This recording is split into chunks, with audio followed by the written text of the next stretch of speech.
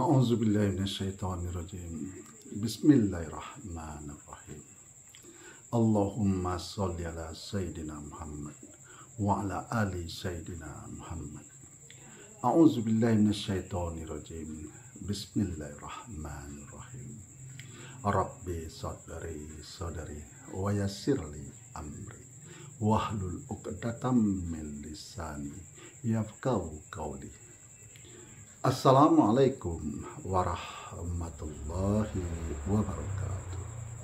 Sahabat-sahabatku, saudaraku dimanapun Anda berada, bagaimana kabar saudara pada malam hari ini? Alhamdulillah, sehat walafiat baik jasmani maupun rohani, dan berpuasa tetap dilaksanakan, ya kan? Nah, sahabat-sahabatku, saudaraku dimanapun Anda berada, kalau kita lihat ceramah-ceramah Wahabi Salafi di YouTube, itu ada salah satu Ustadz Wahabi mengatakan dosa tahlilan lebih besar daripada dosa orang yang berzinah. Benarkah demikian? Atau pemahaman ini adalah pemahaman orang-orang yang tak pernah menggunakan pikiran? Yuk kita kupas tuntas pada malam hari ini. Apakah benar demikian? Dosa tahlilan lebih besar daripada dosa orang berzinah. Nah, sahabat-sahabatku, saudaraku dimanapun Anda berada, tahlil atau tahlilan, adakah perbedaan? Apa yang disebut dengan tahlil? Apa yang disebut dengan tahlilan? Apakah hal itu hal yang berbeda ataukah itu ada hal yang sama? Tahlil atau tahlilan itu mengucapkan kalimat tauhid atau kalimat thayyibah, yaitu la ilaha illallah.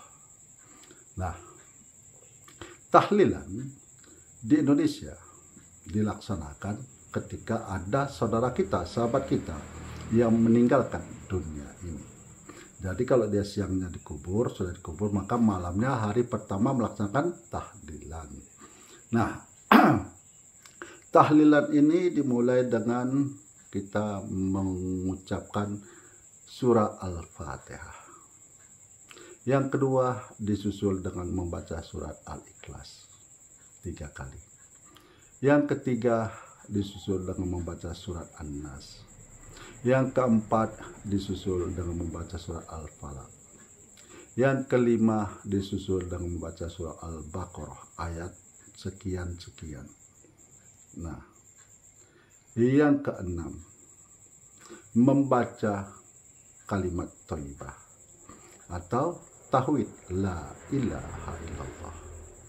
Yang ketujuh membaca salawat Nabi. Yang kedelapan membaca tasbih. Yang kesembilan membaca doa tahlil.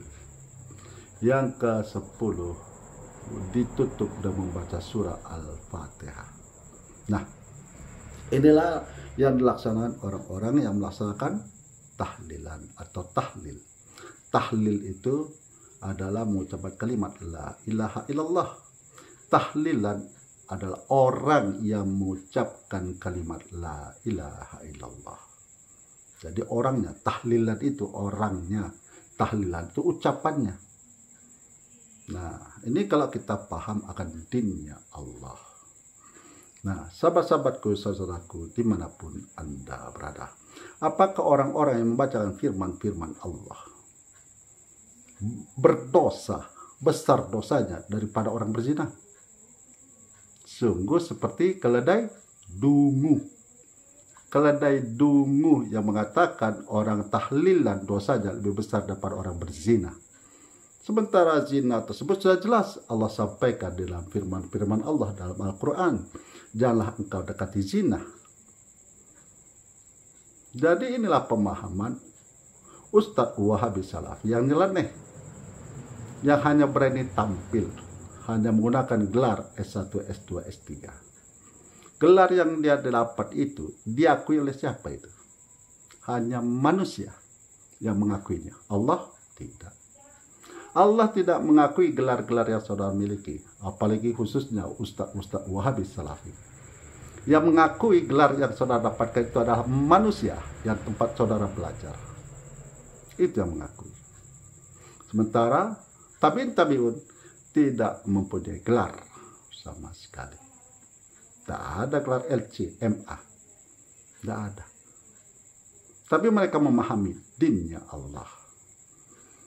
Jadi yang saudara dapatkan itu adalah pengakuan daripada manusia, bukan pengakuan daripada Allah atas pemahaman dinnya Allah, atas pemahaman agamanya Allah, atas pemahaman ajaran Nabi kita, Rasul kita, Nabi Muhammad Sallallahu Alaihi Wasallam.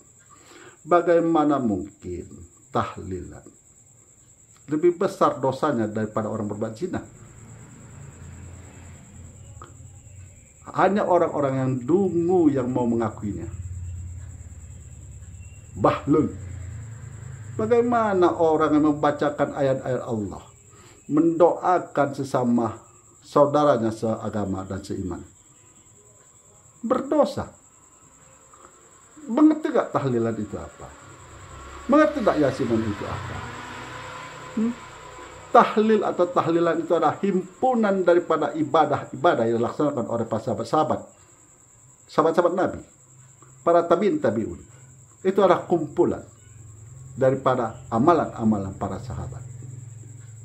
Apakah Nabi tidak pernah mendoakan orang dari dalam kubur? Nabi mendoakan. Jadi di sini sahabat-sahabatku, saudaraku dimanapun Anda berada, tahlilan itu banyak berfungsi. Fungsi tahlilan itu di dalam agama Islam. Yang pertama di situ membaca ayat-ayat suci Al-Quran. Yang kedua di situ bersilaturahmi. Yang ketiga di situ melatih lidah ini, lisan ini mengucapkan kalimat tauhid atau kalimat thayyibah. La ilaha illallah, la ilaha illallah.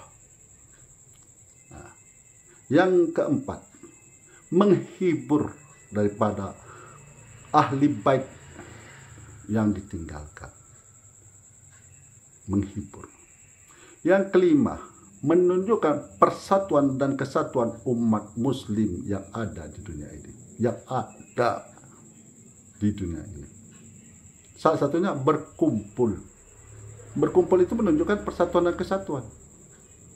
Mengikat tali silaturahmi, menghibur saudara kita yang ditinggalkan oleh yang keluarganya yang wafat. Jadi di mana letak pola pikir itu? Makanya saya sering bilang Ustadz Wahabi Salafi hanya menggunakan retorika belaka. Apa itu retorika? Sudah saya sering jelaskan. Retorika adalah suatu cara atau suatu sistem atau bagaimana cara kita menyampaikan apa yang ingin kita sampaikan kepada para pendengar supaya mereka mengikuti apa yang kita ucapkan. Mereka yakin atas apa yang kita ucapkan. Ditambah label dengan S1, S2, S3. S1, S2, S3 adalah pengakuan daripada manusia bahwa dia sudah hafal. Bukan mengerti, apalagi paham. Contoh salah satunya, dia membuat skripsi itu hanya berdasarkan karangan-karangan karang-karang yang telah dibuat oleh para pengarang sebelumnya.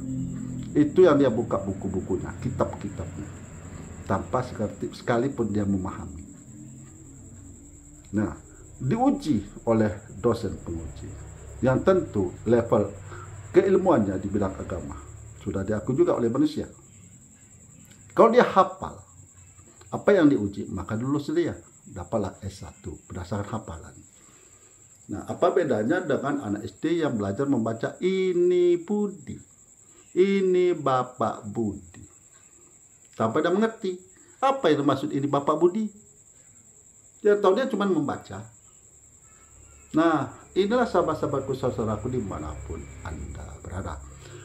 Jangan malas menggunakan pikiran dan merenungkan apa-apa yang kita dengar, apa-apa yang kita lihat.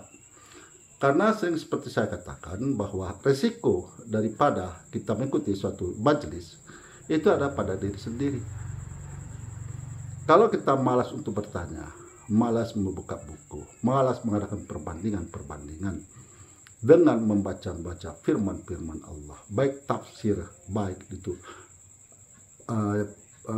baik tafsir Al-Quran maupun terjemahan Al-Quran. Yang jelas itu sudah disusun orang-orang yang keilmuannya tidak diragukan lagi.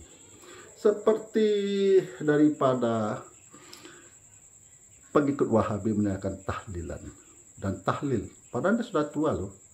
Sudah lama tinggal di Indonesia loh. Tidak ngerti itu tahlil. Apa itu tahlil? Apa itu tahlilan? Tahlil itu kalimat tauhid, thayyibah, la ilaha illallah. Tahlilan orang yang melaksanakan, mengucapkan la ilaha illallah secara bersama-sama. Nah, jadi saya kasih contoh lagi. Bukti bahwa itu menghibur. Tahlilan itu salah satunya adalah menghibur ahli bait.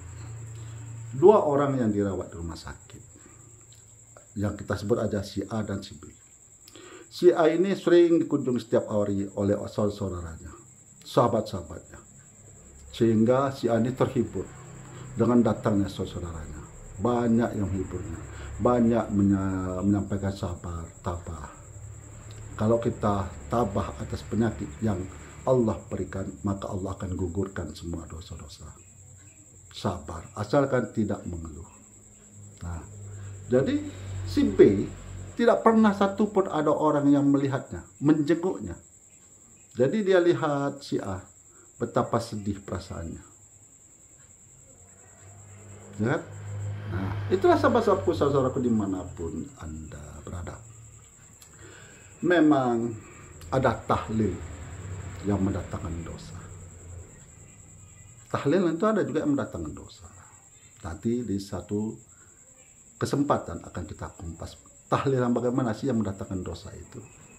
Bukan mendatangkan rahmat Allah, bukan mendatangkan ridha Allah, tapi mendatangkan murkanya Allah.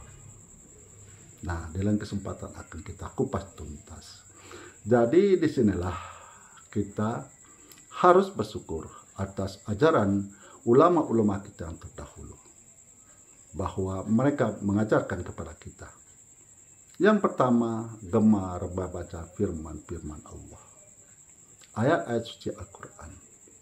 Yang kedua, menjalin hubungan silaturahmi.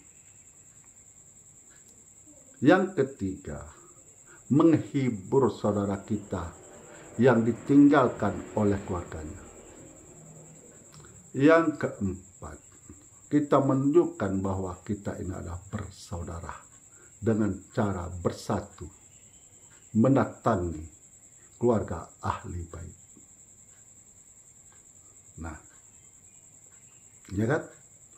Yang kelima, membiasakan lidah ini untuk zikirullah, berzikir kepada Allah. Yang keenam, membiasakan diri ini untuk beristighfar kepada Allah, mohon ampunan kepada Allah. Yang ketujuh, gemar membaca sholawat Nabi. Yang kedelapan, gemar mendoakan saudara-saudara yang seiman, seagama. Apakah ini semua tidak diperintahkan? Apakah ini semua tidak dianjurkan, diperintahkan Nabi kita, Rasul kita Nabi Muhammad sallallahu alaihi wasallam? Apakah ini bukan amalan para sahabat? Nah, begitu sahabat-sahabatku, saudaraku dimanapun Anda berada. Jadi mudah-mudahan dengan video saya ini mendapatkan pemahaman dari saudaraku, sahabat-sahabatku dimanapun Anda berada, untuk tidak ragu melaksanakan tahlilan. Karena orang yang telah meninggal dunia hanya satu harapannya, yaitu mendapatkan doa, kiriman pahala, kiriman doa-doa dari orang-orang yang dia cintai, dari sahabat-sahabat yang dia cintai, dari anak-anaknya, dari anak-anak yang dikandungnya, yang dipeliharanya selama dia hidup di dunia ini. Salah satu tahlilan itu juga berfungsi menunjukkan bakti anak terhadap orang tua. Jadi bukan hanya peduli waktu hidup, tapi setelah meninggal pun dia peduli kepada orang tuanya. Semoga sahabat-sahabatku dimanapun Anda berada, marilah kita bersama-sama mendoakan saudara-saudara kita yang dalam keadaan sakit, baik yang dirawat di rumah sakit maupun yang dirawat di rumah. Semoga Allah angkat penyakitnya, Allah pulihkan seperti sedia kala. Akhirul kalam, saya akhiri dengan Assalamualaikum warahmatullahi wabarakatuh.